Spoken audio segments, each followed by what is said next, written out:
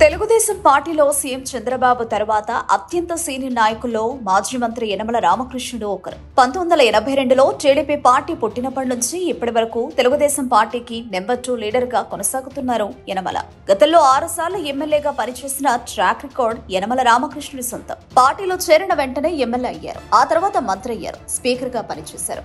లక్ష్మీ పార్వతి వర్గం విడిపోయినప్పుడు చంద్రబాబుకు అండగా ఉండి స్పీకర్ హోదాలో చంద్రబాబుకు అన్ని రకాల సహాయ సహకారాలు అందించారు.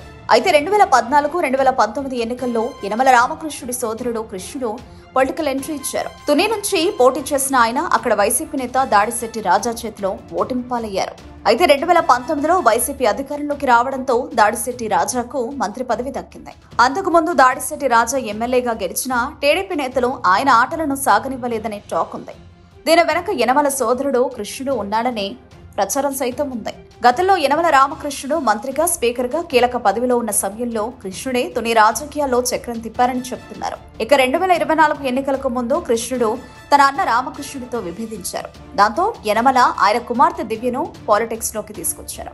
ఆమెను తుని టీడీపీ ఇన్ఛార్జ్ అంటూ ప్రకటన చేశారు. దీంతో యనమల బ్రదర్స్ మధ్య ఆధిపత్య పోరు మొదలైంది. చివరకు యనమల కృష్ణుడు వైసీపీలో చేరిపోయారు. ఇక 2024 కూటమి గాలిలో ఆయన కుమార్తె దివ్య ఎమ్మెల్యేగా విజయం సాధించారు. ఇదిలా ఉంటే గతేడాది కూటమి సర్కార్ అధికారంలోకి రావడంతో ఎమ్మెల్సీగా కొనసాగుతున్న యనమల రామకృష్ణుడు మంత్రి పదవిని ఆశించారు. మరోవైపు ఆయన ఎమ్మెల్సీ పదవీకాలం కూడా దగ్గర పడుతుండటంతో మంత్రి పదవిపై ఆశలు సన్నగిల్లాయి. దాంతో కనీసం గవర్నర్ లేదా రాజ్యసభకైనా పంపిస్తారని రామకృష్ణుడు ఆశపడ్డారు. కానీ యనమలకు ఇప్పటి వరకు ఏ పదవి దక్కలేదు. చివరకు ఆయన ఎమ్మెల్సీ పదవీకాలం కూడా పూర్తయింది. ఈ నేపథ్యంలో ఆయన కమ్మ సామాజిక వర్గాన్ని టార్గెట్ చేస్తూ ఎస్సీజెడ్ నేపథ్యంగా ఓ పక్క పవన్, మరో పక్క చంద్రబాబుకు విమర్శలు తగిలేలా ఒక లేఖను రాశారు. దాంతో పవన్ కళ్యాణ్ తో విభేదాలు వస్తాయని సీఎం చంద్రబాబు ముందు జాగ్రత్త చర్యల్లో భాగంగా యనమలను పూర్తిగా సైడ్ చేశారు. ఇదే సమయంలో కేంద్ర మాజీ మంత్రి అశోక్ గజపతిరాజుకు గవర్నర్ పదవి దక్కింది. కానీ యనమలకు మాత్రం నిరాశ ఎదురైంది. వాస్తవానికి యనమలకు ఇటు లోకేష్, అటు పవన్ కళ్యాణ్ తో పొసగడం లేదన్నది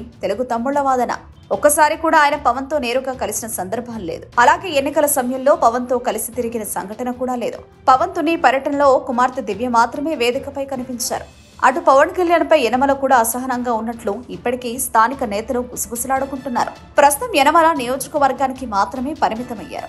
చివరికి జిల్లా రాజకీయాల జోలికి కూడా పోవడం లేదు. కానీ గతంలో తనకు నచ్చని వారిని పార్టీ నుంచి వెళ్లిపోయేలా చేశారని, ఆయన వల్లే తోట త్రిమూర్తులు, జ్యోతుల నెహ్రూ లాంటి లీడర్లు బయటకు వెళ్లారనే టాక్ ఉంది. మొత్తం నియోజకవర్గాల్లో ఈసారి పూర్తిగా యనమల జోక్యం చేసుకుంటున్నారు. అందుకే తుని మున్సిపాలిటీలో వైసీపీ కౌన్సిలర్లను మూకుమ్మడిగా టీడీపీలో చేర్చుకుని వైసీపీ నేతలకు షాక్ ఇచ్చారని అంటున్నారు. ఇప్పుడు తునిలో మార్కెట్ కమిటీల నియామకం జరుగుతోంది. ఈ పదవుల విషయంలో యనమల జాగ్రత్తలు తీసుకుంటున్నారు. తనను నమ్ముకున్న వారికి పెద్దపీట వేస్తున్నారు. తద్వారా తన రాజకీయ వారసురాలు దివ్యనే కావాలని ప్రయత్నాలు చేస్తున్నారు.